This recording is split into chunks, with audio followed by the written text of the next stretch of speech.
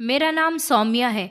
मेरी शादी एक ऐसे गांव में हुई थी जहां पर बाल विवाह हुआ करते थे, जबकि मेरा बाल विवाह नहीं हुआ था।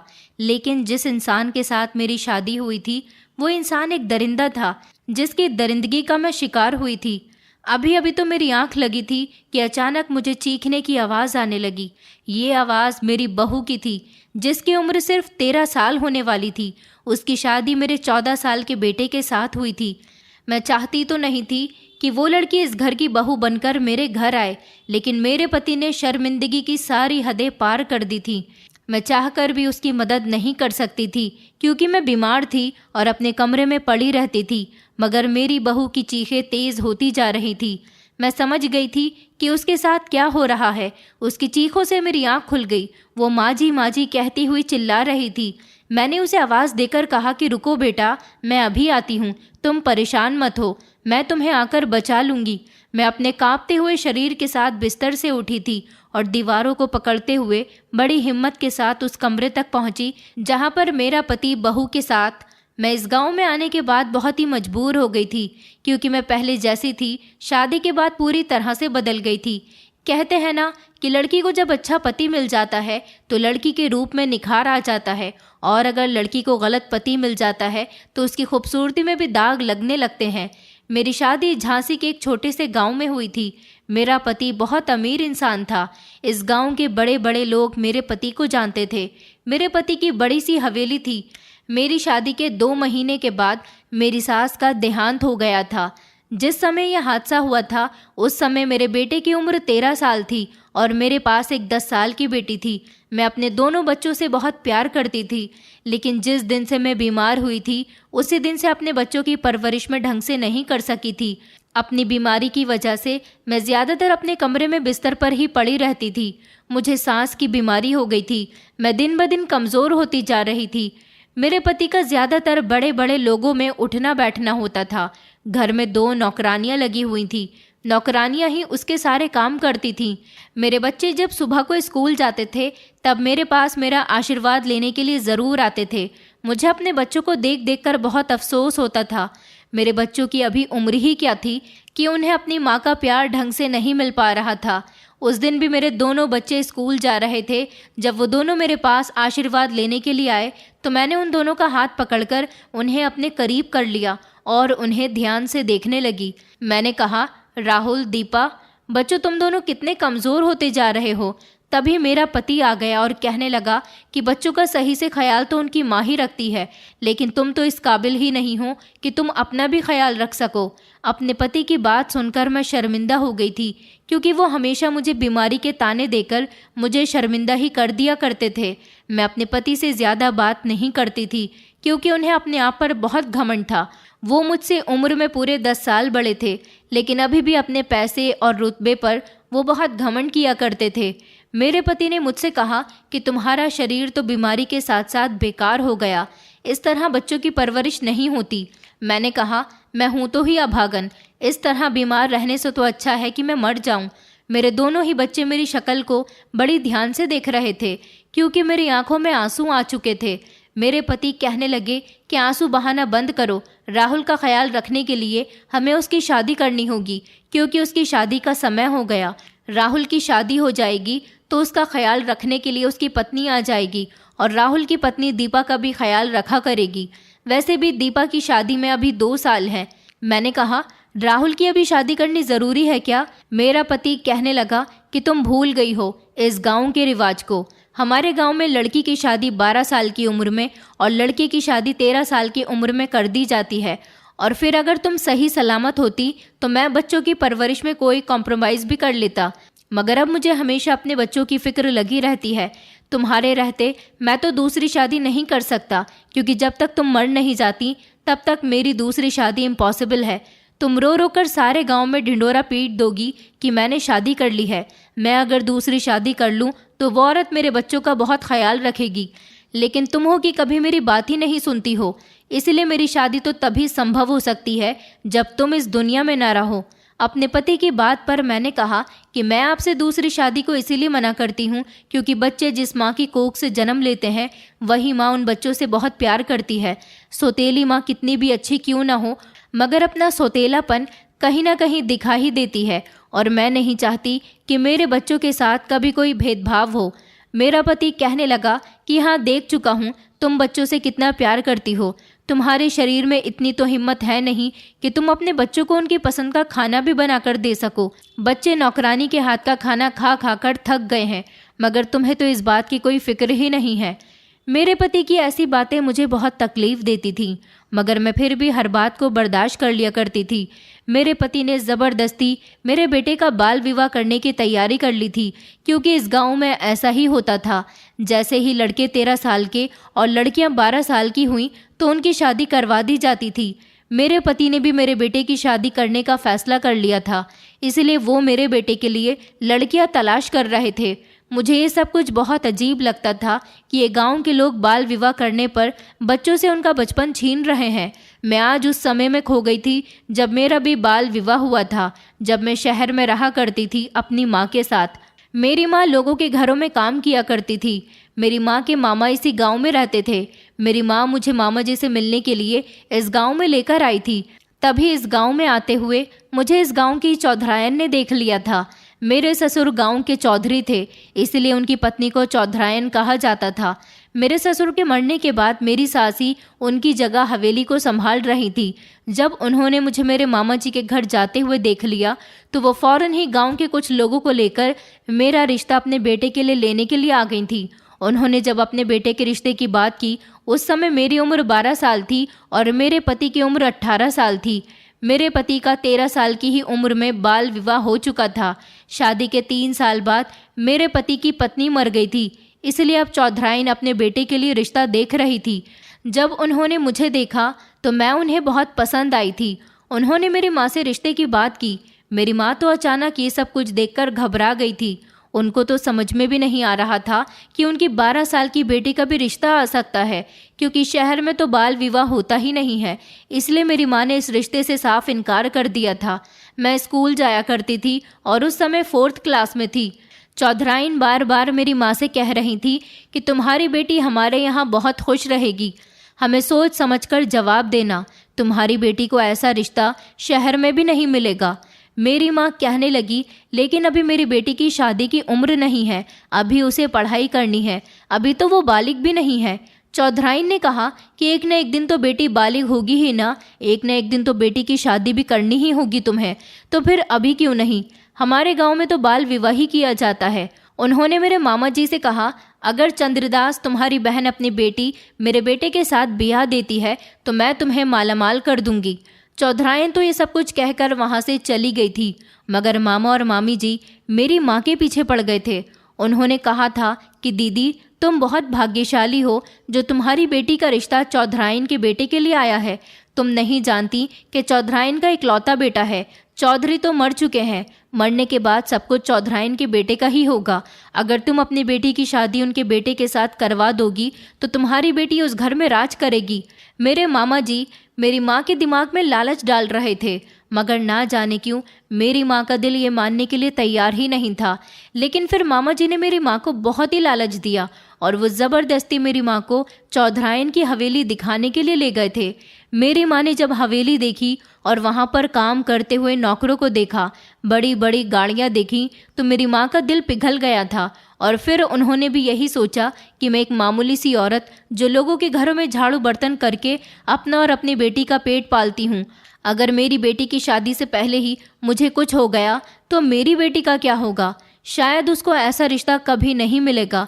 इसलिए मेरी माँ चौधराइन के बेटे के साथ मेरी शादी करने को तैयार हो गई थी और इस तरह मेरा बचपन मुझसे छीन लिया गया था। जब मेरी उम्र 20 साल हुई तब से मैं बीमार रहने लगी थी। मुझे सांस की बीमारी होने की वजह से मेरा पति मेरे करीब तक नहीं आता था। उसकी उम्र काफ़ी हो गई थी, इसलिए उसकी नीयत भी दूसरी औरतों पर बहुत ख़राब होती थी। मेरी सोच तो हमेशा यही होती थी कि इस गांव में बाल विवाह के नाम पर जिस तरह मेरी ज़िंदगी या बाकी औरतों की ज़िंदगी ख़राब की गई है, इस तरह आगे किसी और की ना हो। लेकिन इस गांव में बाल विवाह रुकने का नाम ही नहीं ले रहा था। यहाँ तक कि मेरा पति भी मेरे बेटे का बाल विवाह करवाना चाहता था और उसने मेरे बेटे के लिए लड़की भी तलाश कर ली थी। हमारे गाँव में गरीब किसान रहा करता था। मुझे पता चला था कि मेरे पति ने मेरे बेटे के लिए उसकी बेटी का हाथ मांग लिया है। वो 12 साल की बच्ची थी। मेरा पति उस किसान को कई बार कर्ज दे चुका था, लेकिन इस बार उस पर कर्ज ज्यादा ही हो गया था, जिसको वो चुकता नहीं कर पा रहा था। मेरे पति ने उसकी बेटी देखी हुई थी जो बहुत खूबसूरत थी। मेरे पति ने तभी से ही फैसला कर लिया था कि वो इस लड़की को अपने घर की बहू बनाएगा। मेरा पति उस किसान के घर जाकर उसकी बेटी का रिश्ता लेने पहुंच गया था। किसान मेरे पति की आदत को अच्छी तरह से जानता था और वो अपनी इकलौती बेटी से बहुत प्यार करता था। इसीलिए वो अपनी बेटी की शादी हमारे घर में नहीं करना चाहता था, लेकिन मेरे पति ने उसे ब्लैकमेल करना शुरू कर दिया। मेरा पति कहने लगा कि तुम बहुत भाग्यशाली हो जो मैं तुम्हारे घर खुद चलकर तुम्हारी बेटी का हाथ मांगने के लिए आया हूँ, वरना गांव के बहुत सारे लोग ऐसा चाहते हैं जो अपनी बेटियों की शादी मेरे बेटे के साथ करवाना चाहते हैं। अगर तुम चाहो तो अपनी बेटे की शादी मेरे बेटे के साथ करवा सकते हो, और अगर शादी नहीं करवाना चाहते हो तो मुझे मेरा पैसा वापस चाहिए, और वो भी पूरे ब्याज के साथ। किसान मेरे पति की बात सुनकर चौंक गया था। अब वो बेचारा मजबूर हो गया था, इसलिए उसके पास अपनी बेटी की शादी करने के अलावा कोई दूसरा चारा नहीं था। किसान इस रिश्ते के लिए तैयार हो गया था क्योंकि वो गरीब था और ये बात जानता था कि अगर उसने मेरे पति की बात नहीं मानी तो मेरा पति उससे पैसे किसी भी हद तक ले सकता है। इस तरह मेरे पति ने मेरे बेटे राहुल और उस 12 साल की बच्ची की शादी करवा दी थी। ऐसा भी मेरे पति ने मेरी मर्जी के खिलाफ किया था। मुझे तो पता भी नहीं चला कि मेरे पति ने उन दोनों की शादी किस समय कर दी। मैं अपने कमरे में बैठी हुई आराम कर रही थी जब अचानक वो दोनों दूल्हा दुल्हन बने मेरे कमरे में आए। साथ साथ मेरा पति भी आया था। मेरे पति ने कहा कि चलो बच्चों, माँ जी का आशीर्वाद ले लो। उन दोनों बच्चों ने मेरा आशीर्वाद लिया। मैं समझ चुकी थी कि इन दोनों की शादी हो चुकी है। मैंने अपने पति से कहा कि तुमने मेरी इजाज़त के बिना इन दोनों की शादी क्यों करवा दी। मेरा पति कहने लगा कि मुझे अब किसी भी काम को करने के लिए तुम्हारी इजाज़त की ज़रूरत नहीं है। गांव के रिवाजों के मुताबिक हमारे बेटे की शादी होनी बहुत ज़रूरी थी। ये मासूम सी बच्ची जिसकी अभी खेलने कूदने की उम्र थी, इसे शादी के बंधन में बांध दिया गया था। मैं बाकी किसी को तो नहीं रोक सकती थी, मगर अपने घर में मैं ऐसा कुछ भी नहीं होने देना चाहती थी। मैं चाहती थी कि मेरे बच्चे पढ़े लिखे, जवान हों, किसी काबिल बने, तभी मैं उनकी शादी करूंगी। मगर मेरा पति मेरे बच्चों के साथ भी बाल विवाह जैसे अपराध को अंजाम दे चुका था। दोनों बच्चों ने मेरा आशीर्वाद लिया। अब जो भी था, जैसा भी था, ये बच्ची मेरे घर की बहू बन गई थी। इसकी शादी मेरे बेटे के साथ हो गई थी। मैंने भी इन दोनों को खुशी खुशी आशीर्वाद दिया। मैंने देखा था कि मेरे पति की इस बच्चे पर गंदी नज़र पड़ रही थी, क्योंकि मेरा पति जब उसे आशीर्वाद दे रहा था तो उसने उसके सर पर हाथ रखने के साथ साथ उसके चेहरे पर भी हाथ फेर दिया था। वो बच्ची भी कुछ नहीं जानती थी, मगर मैं अपने पति की हरकत देखकर सब कुछ समझ रही थी। मैंने जल्दी से नौकरानी को आवाज़ लगाई और नौकरानी से कहा कि तुम मेरी बहू और बेटे को कमरे के अंदर ले जाओ, और फिर वो दोनों चले गए थे। वो बच्ची मेरे बेटे के कमरे में उसके साथ सो रही थी। मेरे बेटे को इस बात पर गुस्सा आया और वो मेरे पास उसकी शिकायत लेकर आ गया था। उसने मुझसे कहा कि देखो माँ, ये लड़की मेरे साथ मेरे कमरे में सो रही है। मैंने उसे समझाया कि बेटा, अब वो तुम्हारी पत्नी है, तुम्हें सारी ज़िंदगी उसका ख्याल रखना है। अब वो तुम्हारी हर चीज़ शेयर करेगी। मगर वो इस बात के लिए बिल्कुल भी राज़ी नहीं हो रहा था। फिर मैंने उसे पति पत्नी के रिश्ते का महत्व समझाया, तब जाकर उसे कुछ समझ आया था। लेकिन फिर भी वो उसे अपने कमरे में सुलाने के लिए तैयार नहीं था। तो मैंने अपने बेटे से कहा कि तुम दीपा के पास जाकर सो जाओ। वो अब तुम्हारे कमरे में सो चुकी है। मैं उसकी नींद खराब करना नहीं चाहती। कल से वो दीपा के साथ सो जाएगी और तुम अपने कमरे में सो जाना। इस बात पर मेरा बेटा राज़ी हो गया था और अपनी बहन के कमरे में जाकर सो गया था। बच्चों को तो शादी के बारे में कुछ पता ही नहीं होता, और इस गांव में ऐसा होता था कि बच्चों की ही शादी कर दी जाती थी। इस घर में अब मेरे तीन बच्चे हो गए थे, राहुल, दीपा और मेरी बहू सोना। तीनों घर में रहते और एक दूसरे के साथ खूब खेलते थे। मगर मैंने देखा था कि सोना मेरे पति के आते ही बहुत डर जाती थी, क्योंकि मेरा पति मेरे ही सामने बातों बातों में उसे छूने की कोशिश करता था। मैंने अपने पति को इतनी बात तो समझा दी थी कि बहू भी बेटी ही होती है, इसे भी अपनी बेटी की नज़र से देखना। मगर मेरे पति को तो वो सोना को अकेला देखकर उसे कमरे में ले जाता और उसे गलत गलत तरीके से छूता था। सोना को ये हरकत पसंद नहीं आती थी और वो बहुत डर जाती थी। भागते हुए वो मेरे पास आती थी, मुझसे कहती थी कि माँ जी, पिताजी मेरे शरीर पर बार बार हाथ फेरते हैं, मुझे वो बहुत डरावने लगते हैं। मैंने अपने पति को कई बार समझाने की कोशिश की थी कि वो मासूम बच्ची है, उस पर तो रहम खा लो, मगर मेरा पति अपनी हरकतों से बाज नहीं आता था। कई दिन इसी तरह से गुजर गए थे। मेरा पति जब भी सोना के साथ कुछ गलत करने के बारे में सोचता था, मैं जैसे तैसे उसे बचा लिया करती थी, क्योंकि मैंने नौकरानियों को सोना का ख्याल रखने के लिए कहा था और उनको ये भी बता दिया था कि अगर मेरा पति सोना के साथ अकेला हो तो मुझे फ़ौरन खबर देना। मगर एक दिन तो मेरे पति ने बहुत बड़ी चाल चली थी। उसने घर के सारे नौकरों को छुट्टी पर भेज दिया था, ये कहकर कि मैं छोटी चौधराइन को कुछ दिनों के लिए डॉक्टर के पास शहर लेकर जा रहा हूँ, इसीलिए तुम्हें अब काम पर आने की ज़रूरत नहीं है, 1 हफ्ते बाद ही काम पर आना। इस तरह हवेली के सारे नौकर अपने अपने घर चले गए थे। मेरे पति ने ड्राइवर से कहा था कि दीपा और राहुल की स्कूल की कुछ ज़रूरी किताबें आनी हैं, तुम उन्हें शहर जाकर वो दिला लाओ।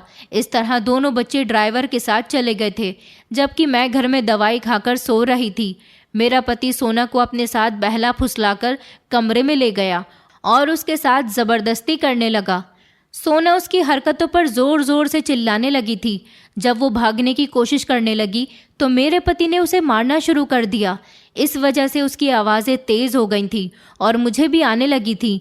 वो बार बार मुझसे मदद की गुहार लगा रही थी। मैं जैसे तैसे कमरे तक पहुंची तो मेरा पति उस मासूम बच्ची के साथ गलत काम कर रहा था। मेरा पति कहने लगा कि इसी समय यहाँ से वापस चली जाओ, वरना ठीक नहीं होगा। मैंने कहा, मैं अभी शोर मचाकर सबको बुलाती हूँ। मैंने चिल्ला चिल्लाकर नौकरों को आवाज़ लगाई तो कोई भी नौकर नहीं आया था और ना ही घर के अंदर मुझे दोनों बच्चे नज़र आ रहे थे। सोना का रो रो कर बुरा हाल हो रहा था। मेरा पति लगातार उसको अपनी हवस का निशाना बना रहा था।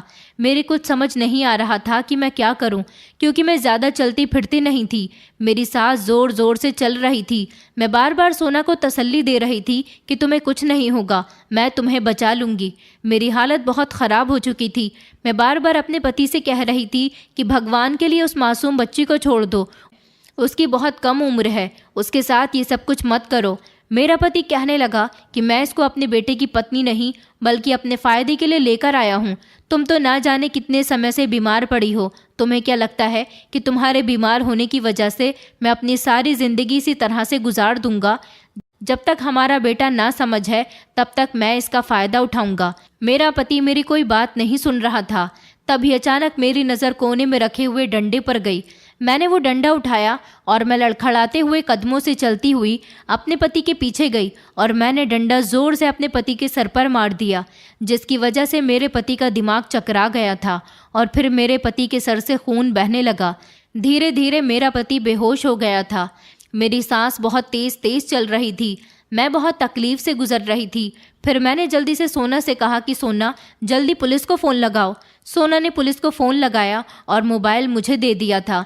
मैं जल्दी से कमरे के बाहर निकली और कमरे के दरवाजे को बाहर से बंद कर दिया था। उसके बाद मैं सोना को लेकर अपने कमरे में चली गई थी। सोना बुरी तरह से रो रही थी और वो डर चुकी थी। सोना ने मुझे दवाई दी, पानी पिलाया और फिर थोड़ी ही देर गुजरी थी कि पुलिस हमारी हवेली पर आ गई। मैंने पुलिस को अपने पति के बारे में सब कुछ बता दिया था, जबकि पुलिस वालों ने सोना से भी पूछताछ की थी। इस तरह मेरे पति को तो पुलिस पकड़कर ले गई थी। मेरा पति चाहता तो पैसा देकर छूट भी सकता था, मगर मेरे पति का साथ देने वाला कोई भी नहीं था। जब बच्चे घर आए तो उनको भी ये बात पता चल गई थी कि उनके पिताजी को पुलिस ले गई है।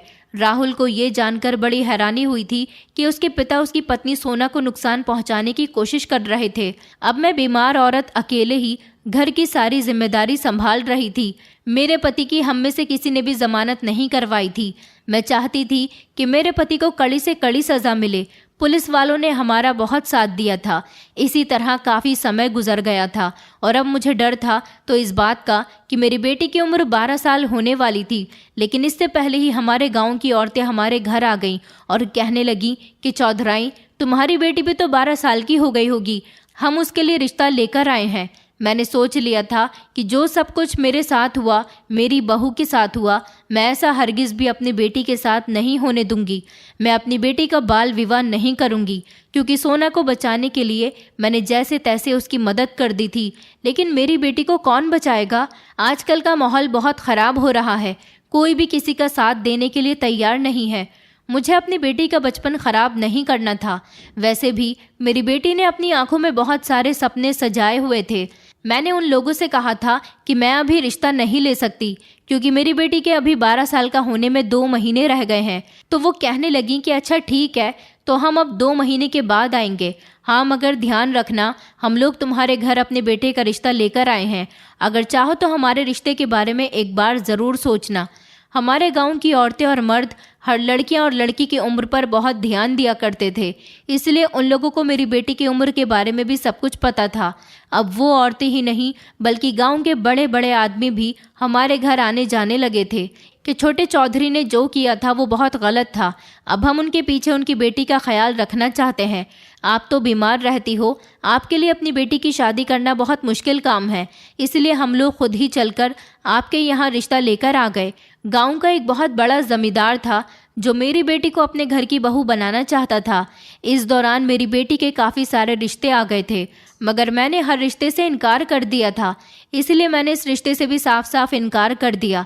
मैंने कहा था कि मैं अपनी बेटी की शादी अभी नहीं करना चाहती हूँ। मेरी बात पर अचानक से वो चौंक गया और कहने लगा कि ये तुम क्या कह रही हो छोटी चौधरायन, ऐसा नहीं हो सकता। तुम्हारी बेटी की उम्र 12 साल हो गई है, उसकी शादी तुम्हें करनी ही पड़ेगी। तुम जानती हो कि ऐसा ना करने वाले लोगों की कितनी खतरनाक सज़ा है। मैंने कहा कि मुझे आपका ये रिश्ता मंजूर नहीं है, मगर ना जाने क्यों ज़मींदार हमारे पीछे पड़ गया था। वो बार बार यही कहता था कि मुझे तुम्हारी बेटी से अपने बेटे का रिश्ता तय करना है। मैं इस जमींदार को अच्छी तरह से जानती थी क्योंकि ये बहुत लालची इंसान था। ये चाहता था कि ये मेरी बेटी से शादी करने के बाद यह हवेली दहेज में अपने बेटे के नाम करवा ले, मगर मैं ऐसा नहीं कर सकती थी। ना तो मैं अपना घर किसी को देना चाहती थी और ना ही अपनी बेटी का बाल विवाह करवाना चाहती थी। इसीलिए मैंने सोच लिया था कि मैं आधी रात के समय इस गाँव से गायब हो जाऊंगी। जमींदार मेरे इनकार करने पर बहुत झगड़ा करके गया था। उसने कहा था कि मैं तुम्हें छोड़ूंगा नहीं, अगर तुमने अपनी बेटी की शादी मेरे बेटे के साथ नहीं की तो तुम्हारी बेटी को तो हवेली से उठा लूंगा। मुझे उस जमींदार की धमकी से डर लगने लगा था। मैं कुछ भी करके अपनी बेटी को बचाना चाहती थी, इसलिए मैंने रात के अंधेरे में अपने बच्चों के साथ यहाँ से भागने का फैसला कर लिया था। मेरे लिए ये काम बहुत मुश्किल था क्योंकि मैं बीमार रहती थी, लेकिन मुझे कुछ भी करके अपनी बेटी को इस दलदल में धंसने से बचाना था।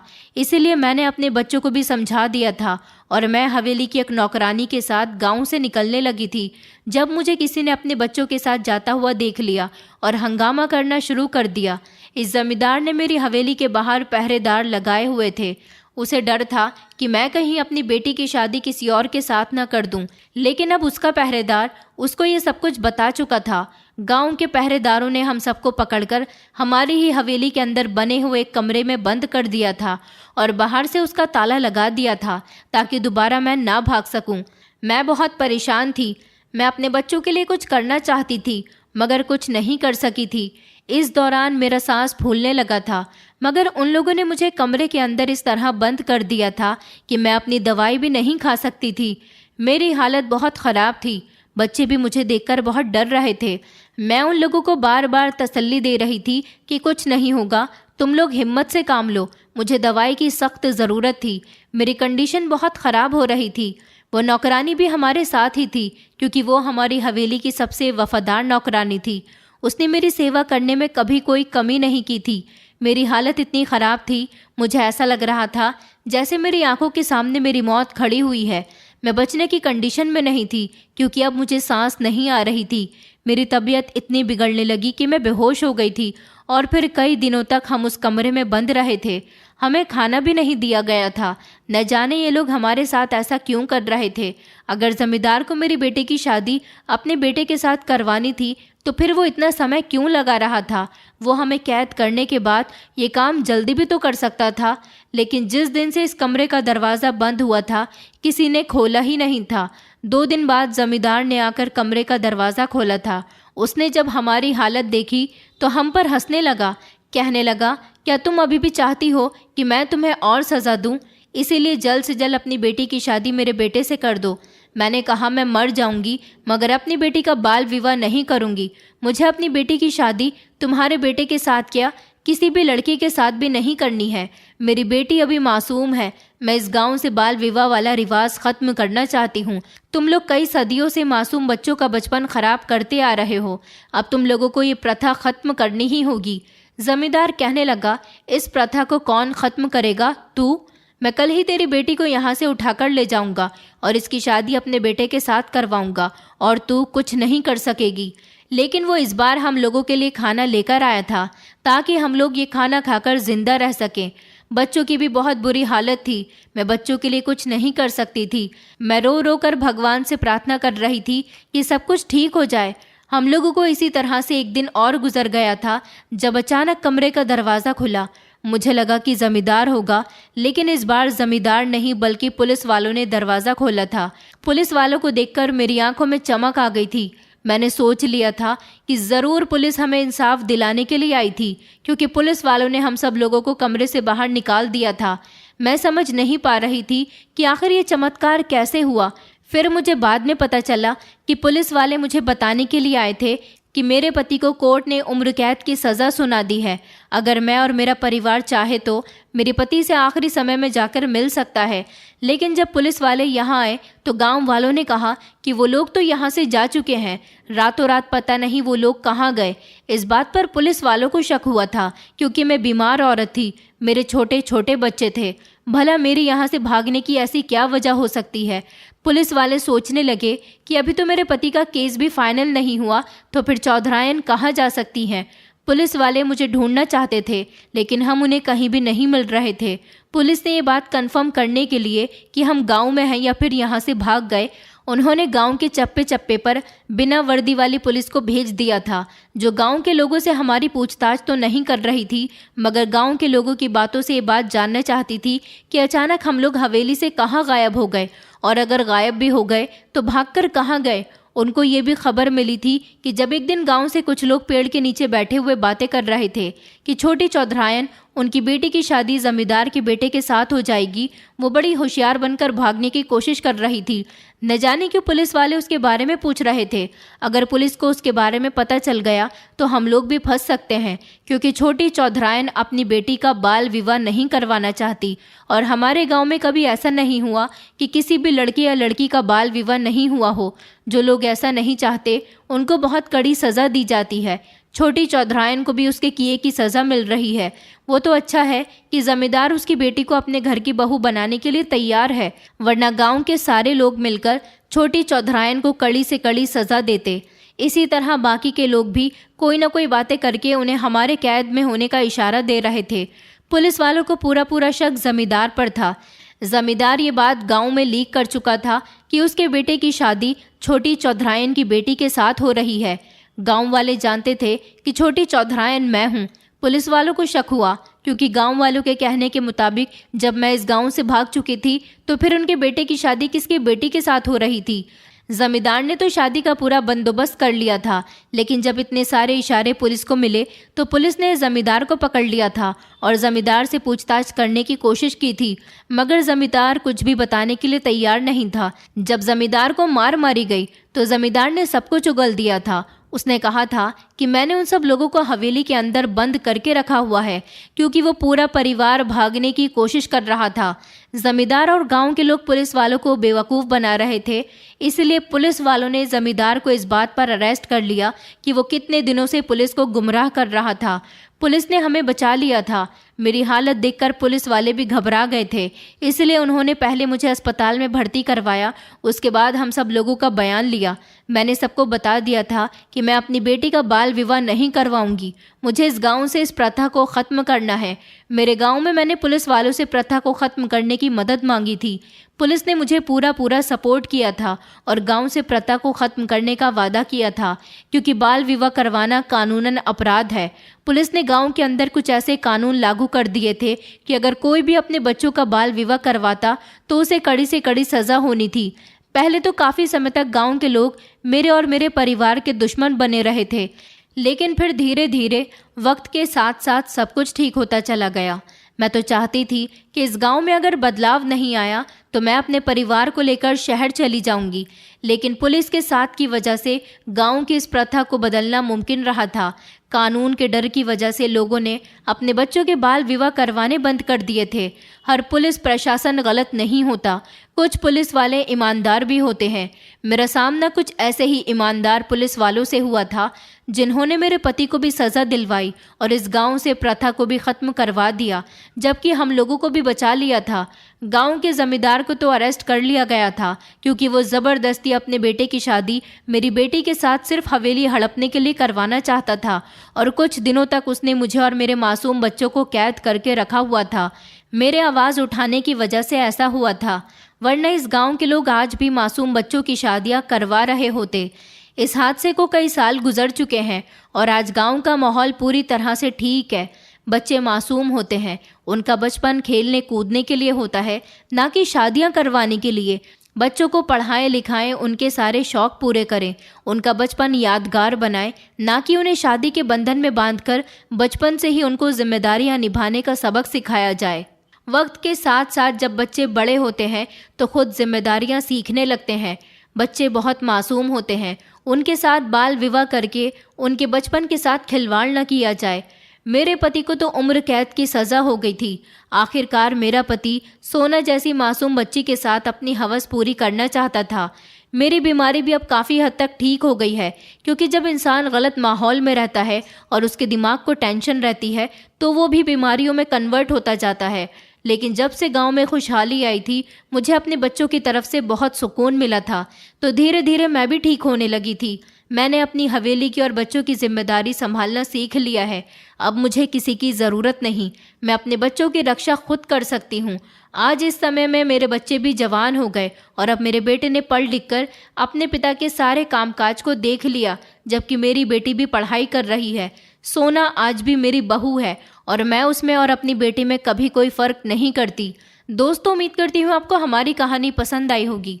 कहानी पसंद आई है तो वीडियो को लाइक करें, चैनल पर नए हैं तो चैनल को सब्सक्राइब करें और हाँ, नोटिफिकेशन बेल को ज़रूर दबाएं ताकि अगली अपडेट सबसे पहले आपको मिले।